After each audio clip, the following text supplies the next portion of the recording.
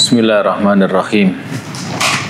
Assalamualaikum warahmatullahi wabarakatuh. Alhamdulillahirabbil alamin. Wa afdhalus salati wa atammu taslimi ala sayyidina Muhammadin wa ala alihi wa sahbihi wa man tabi'ahum bi ihsanin ila yaumiddin. Allahumma akhrijna min dhulumatil wahmi wa akrimna binuril fahmi waftah alaina bima'rifatil ilmi wasahil akhlaqana bil khilmi waj'alna mimman yastami'una al-qawla fayattabi'una ahsanah. Allahumma zidna ilman nafi'ah warzuqna fahman wasi'ah. Allahumma ja'alna minal ulama'il amilin waj'alna minal aghniya'i syakirin. Amin ya rabbal alamin. Amma ba'du. Hadirin rahimakumullah, sebelum kita memulai kajian kita atau melanjutkan kajian kitab Bidayatul Mujtahid dan Al-Hikam, kita berdoa dulu. Wabil khusus kita doakan penulis kitab tersebut, penulis Bidayatul Mujtahid dan Al-Hikam. Mudah-mudahan atau semoga beliau berdua ada dalam rahmat Allah Subhanahu wa ta'ala, dan umumnya keluarga kita yang sudah mendahului kita mudah-mudahan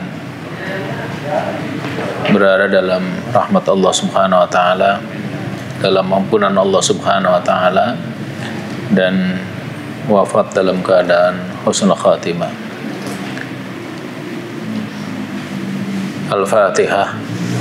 A'udzubillahi minasyaitonir rajim. Bismillahirrahmanirrahim. Alhamdulillahirabbil alamin arrahmanir rahim maliki yaumiddin. Iyyaka na'budu wa iyyaka nasta'in. Ihdinas siratal mustaqim. Siratal ladzina an'amta 'alaihim ghairil maghdubi 'alaihim waladdallin.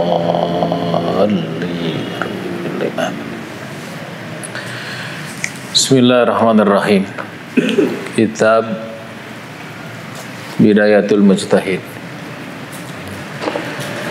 Sekarang masuk pada masalah ketiga dari mengusap sepatu. Al-mas'alatu tsalitsah. Wa amma na'u mahallil masi fa innal fuqahaa al-qailina bil masi ittafaqu ala jawazil masi alal khuffain wa ikhtalafu fil masi alal jawrabain. Pada masalah ketiga ini terkait dengan masalah mengusap kaos kaki sebenarnya.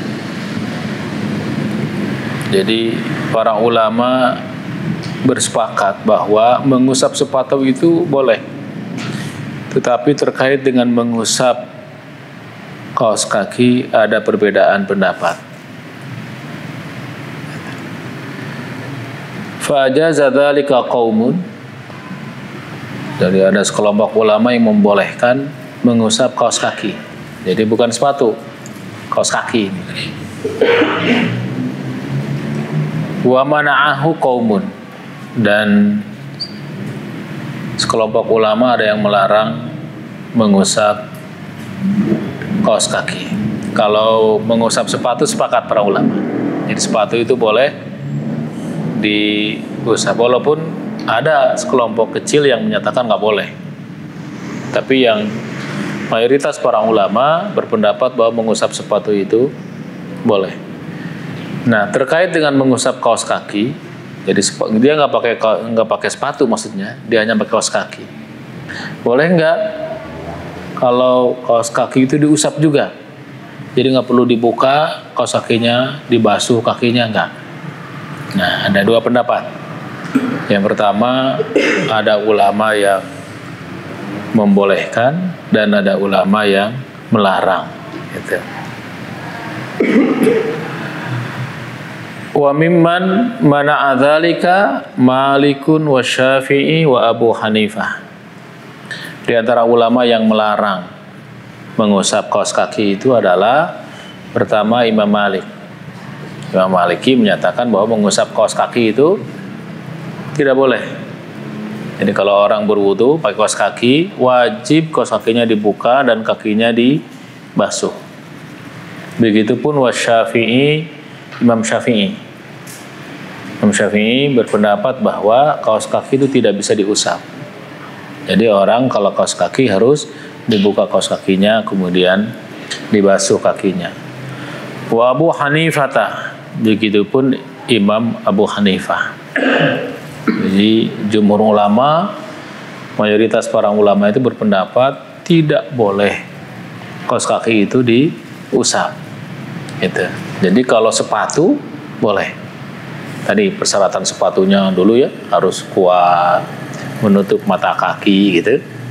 Ketika memakai sepatunya dalam kondisi punya wudu gitu. Itu salah satu atau sebahagian syarat. Wa mimman ajaza dzalik, sementara ulama yang membolehkan mengusap kaos kaki, sekali lagi ini bukan sepatu. Wa mimman ajaza dzalik, dan sebagian ulama yang membolehkan mengusap kaos kaki itu adalah Abu Yusuf. Yang pertama Abu Yusuf. Yang kedua Muhammadun, Imam Muhammad. Muhammad sini Imam Asy-Syaibani, Muhammad Asy-Syaibani. Sahiba Abi Hanifah. Dua orang ini adalah muridnya Abu Hanifah. Jadi Abu Yusuf sama Muhammad Asy-Syaibani ini adalah dua ulama utama pengikut mazhab Abu Hanifah. Nah, dua ulama ini berpendapat boleh kaos kaki itu diusap. Sementara gurunya Imam Hanafi melarang. Gitu ya. Jadi kalau ada orang nanti kita melihat ada orang kakinya pakai kaos kaki dan diusap aja gitu, nah kira-kira antum tahu. Nah, beliau berpendapat kepada Abu Yusuf sama Muhammad Asy-Syaibani. Yang ketiga adalah Sufyan Ats-Tsauri ya. Imam Sufyan Ats-Tsauri. Sufyan Ats-Tsauri ini termasuk yang membolehkan kaos kaki itu diusap. Jadi kalau pakai kaos kaki wudu begitu, kalau kaosnya nggak dibuka diusap saja. Nah, diusapnya nanti terkait dengan seperti mengusap sepatu atasnya. Nah, gitu. Baik. Apa penyebab perbedaan para ulama ini? Wa sababu ikhtilafihim, penyebab perbedaan di antara para ulama. Yang satu melarang mengusap kedua kaos kaki, yang satu lagi malah membolehkan mengusap kedua kaos kaki. Apa penyebab perbedaannya itu? Adalah fi sihhatil athar al-waridati anhu alaihi salatu wassalam annahu masaha 'alal jawrabaini wan na'lain. Jadi penyebab perbedaan pendapatnya itu adalah terkait dengan kesahihan dalil hadis yang menyatakan bolehnya mengusap kaos kaki. Jadi ikhtilaf masalah kesahihannya gitu. Jadi terkait dengan masalah sahihnya hadis terkait dengan mengusap kaos kaki. Ya, hadisnya dari Rasulullah SAW, annahu masaha 'alal jawrabain. Jadi sungguhnya Nabi itu mengusap kaos kakinya, wan na'lain, dan sendalnya. Beliau pakai sendal, pakai kaos kaki. Nah, kemudian kaos kakinya diusap, termasuk sendalnya diusap. Nah, hadis ini diperselisihkan terkait dengan masalah sahihnya, gitu. Sehingga berikutnya waqtilafuhum aidan fi hal yuqasu 'alal khuffi ghairuhu am hiya ibadatun la yuqasu 'alaiha wa la yata'adda biha mahalluha. Yang kedua masalah, jadi penyebab pertama itu masalah sahihnya hadis. Yang kedua terkait dengan apakah mengusap sepatu itu boleh dikiaskan, atau mengusap kaos kaki itu boleh dikiaskan dengan mengusap sepatu. Dari mana? Gitu. Oh, kias, katanya gitu. Dan menyatakan boleh nggak dikiaskan mengusap sepatu itu dengan mengusap kaki itu dikiaskan dengan mengusap sepatu gitu. Terkait dengan apakah boleh tidaknya dikiaskan mengusap kaos kaki kepada mengusap sepatu gitu. Faman lam yasihha indahul hadis, ulama yang menyatakan hadis itu tidak sahih, alam yablughu, atau dia menyatakan hadis itu dia nggak terima, ya, dan ulama menyatakan nggak boleh nih. Kenapa? Karena hadisnya nggak sahih, atau saya nggak tahu hadisnya, atau hadisnya belum saya dapatkan. Walam yaral qiyas 'alal khuffi qassaral masa alaihi. Nah, jadi dan dia tidak melihat bahwa, tidak berpendapat bahwa boleh mengkiaskan mengusap kaos kaki kepada mengusap sepatu. Dia menyatakan hadisnya nggak sahih, atau dia tidak mendapatkan hadis tersebut. Kemudian dia menyatakan bahwa tidak bisa mengkiaskan mengusap kaos kaki kepada mengusap sepatu. Maka ulama ini berpendapat yang boleh diusap itu hanya sepatu saja. Gitu. Qassarul masa alaihi. Jadi beliau mengusap itu hanya sepatu. Waman sahha indahul athar, sementara ulama yang menyatakan hadis itu sahih. Jadi hadis ini kata ulama A tidak sahih, kata ulama B sahih gitu.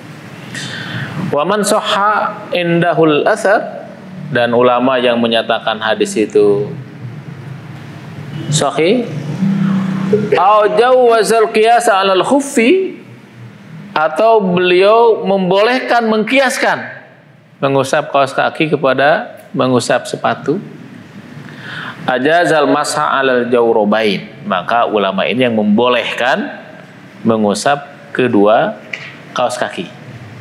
Jadi alasan mengusap kedua kaos kaki itu, yang pertama adalah karena hadisnya sahih gitu. Yang kedua, bolehnya mengkiaskan mengusap kaos kaki kepada mengusap sepatu gitu. Nah, itulah yang menjadi penyebab perbedaan pendapat di kalangan ulama. Walitaraddudil jawrabainil mujalladaini bainal khuf wal jawrab gitu.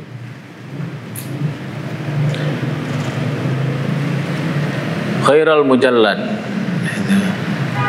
ghairul mujallad gitu. Nah, terkait dengan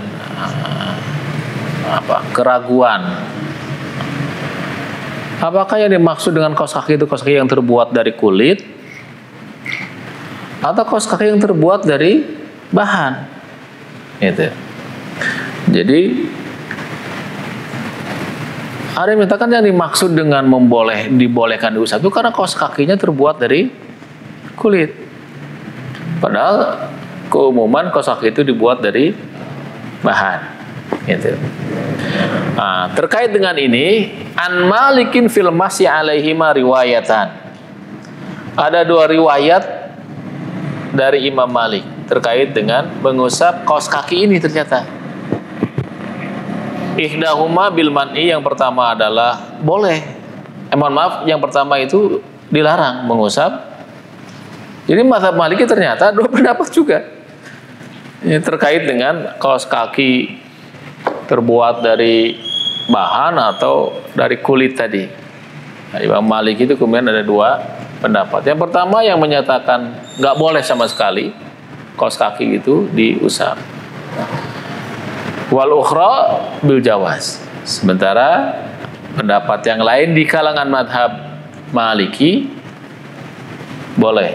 Jadi madhab Maliki sendiri ternyata ada dua pendapat. Ada yang menyatakan boleh, ada yang menyatakan dilarang. Tapi Imam Malikinya sendiri gitu, Imam Syafi'inya, Imam Hanafi, mereka melarang mengusap kaos kaki. Nah, di kita mazhab Syafi'i, karena tidak ada khilaf di mazhab Syafi'i, gitu. Jadi melarang mengusap kaos kaki. Gitu. Nah, kalau ada ternyata ada yang mengusap, nah, tadi ada 3 ulama besar yang membolehkan mengusap kaos kaki itu. Yang pertama adalah Abu Yusuf, yang kedua Muhammad Asy-Syaibani, kemudian berikutnya adalah Sufyan Ats-Tsauri. Abu Yusuf sama Muhammad Asy-Syaibani termasuk gurunya Imam Syafi'i. Gitu. Imam Syafi'i berbeda juga gitu. Abu Yusuf Syaiban muridnya Imam Hanafi berbeda juga dengan gurunya gitu. Perbedaan para ulama itu enak karena semua pakai ilmu ya. Itu pokoknya, tanda begitu kalimatnya gitu. Ini dalilnya sahih, ini enaklah pakai ilmu. Nah, sementara kita kan kurang ilmunya. Kita nggak perlu berbeda pendapat, ikut aja ulama yang sudah jadinya. Antum beristihad. Nah, kalau antum sudah terpenuhi syaratnya enggak gitu. Itu istihad dibuka bagi yang memenuhi syarat gitu.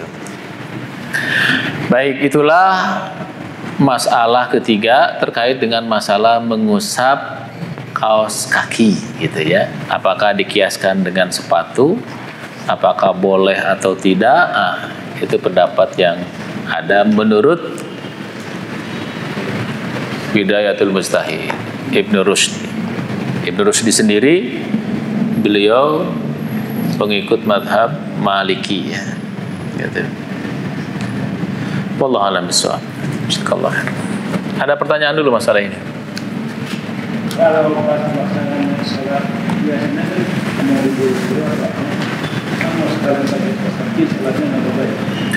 kalau sholat pakai kaos kaki boleh, pakai sepatu juga boleh sholat mah. Asal wudu, ini terkait masalah wudu. Wudunya harus benar. Wudunya dibasuh gitu. Baru pakai sepatu, baru pakai kaos kaki, sholatnya pakai sepatu nggak ada masalah. Pakai kaos kaki juga nggak ada masalah kalau sholat. Yang harus dibuka ketika sujud itu hanya jidat doang. Kalau sujud harus terbuka itu hanya tarang, jidat gitu ya. Gitu.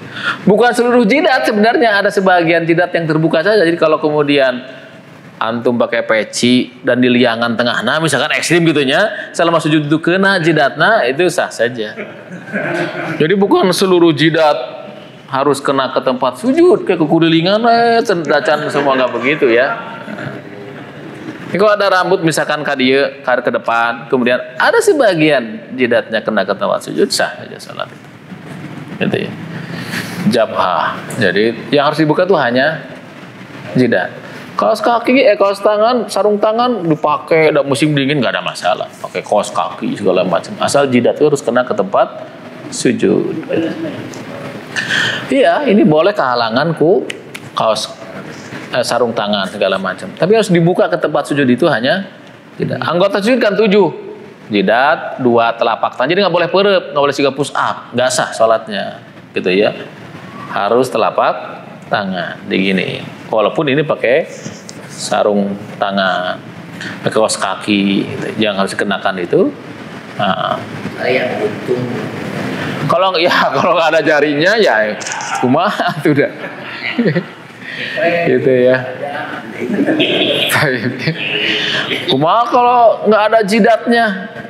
Oh, dikubur atau berarti nggak sih? Tapi apa posisi sama daging itu? Yang harus kena itu jidat. Yang sunnah kemudian hidung, nempel ke hidung ya, bukan ke mulut kade, ke hidung ya. Kecuali kalau hidungnya nggak ada apa sih? Jidat kemudian hidungnya nempel ke tempat sujud. Yang utama, yang wajib itu hanya jidatnya ya. Adus sujud itu hanya 7 tadi. Jidat, telapak tangan, 2 dengkul. Jadi kalau dengkul diangkat, nggak ada uzur, nggak sah sujudnya. Dengkulnya harus kena. Kemudian kaki. Baik, ada yang lain? Telapak kaki bukan Ya, ini ya. ya, telapak kakinya. Banyak yang pakai Telapak kakinya, jadi dalamannya, yang putihnya. Nah, iya. Telapak kakinya. Baik. Rambut selai juga nggak boleh ya. Rambut selai juga. Saya ulangi lagi, kalau antum pakai peci, Nggak, rambut selai. Iya, peci ekstrim nih, di liangan weh, kena weh, sah. Kok mau hanya rambut selai? Paham nggak maksudnya? Ya, yang nggak boleh itu perempuan kalau keluar rambutnya. Kenapa? Karena itu aurat masalahnya. Laki-laki mah nggak ada masalah. Karena aurat laki-laki mah baina surrah wa rukbah, gitu ya.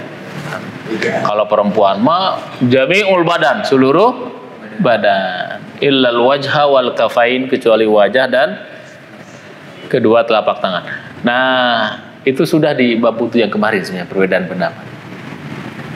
Jadi wajah itu batasannya mana, gitu ya.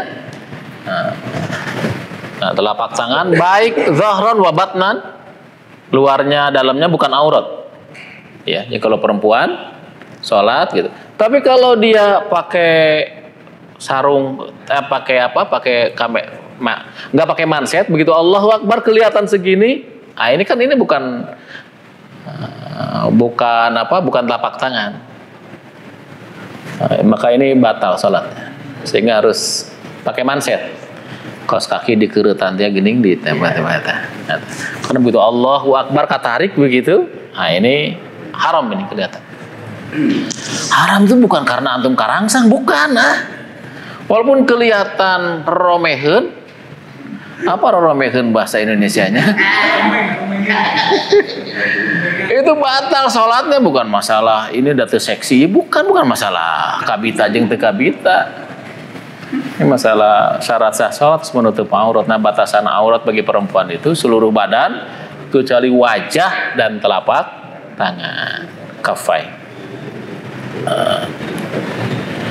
Kalau ini kuain ke bawahnya ini, nah ini aurat, sehingga perempuan tuh harus ditutup. Gitu. Nah, kalau mazhab Syafi'i di luar sholat seluruh badannya, hatal wajhi, sampai wajahnya pun termasuk aurat, sehingga di mazhab Syafi'i itu seharusnya perempuan itu ditutup wajahnya, bahkan pakai sarung tangan. Ini mazhab arus utama di mazhab Syafi'i. Gitu. Gitu. Ada lagi? Bangga. Kalau ini tadi airnya bahan kayak kaos kaki, kayak sepatunya juga harus nyerap enggak spesifik bahannya. Kalau untuk yang diusap ya, kalau sepatu itu prinsipnya kuat. Masalah nyerap tidak, nggak ada masalah. Yang penting dia kuat, bisa dipakai jalan, menutup mata kaki. Gitu ya, menutup mata kaki bisa dipakai jalan, tidak cepat rusak. Nah, itu yang mau bahan apa saja, kalau kuat nggak ada masalah.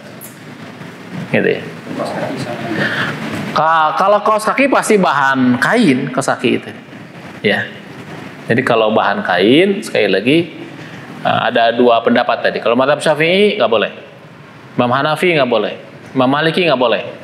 Yang membolehkan itu tadi Abu Yusuf, Muhammad Asy-Syaiban, Sufyan Ats-Tsauri. Walaupun di akhir kemudian mazhab Maliki pengikutnya terbagi dua. Ada yang menyatakan boleh dan menyatakan tidak boleh. Nah, karena di Indonesia mayoritas mazhab Syafi'i, nah, antum mungkin akan kesulitan mencari orang wudu ngusap kaos kaki. Kalau usap sepatu ada, tapi kalau kaos kaki tidak, gitu ya. Karena mayoritas mazhab Syafi'i. Baik, wallahu a'lam bishawab.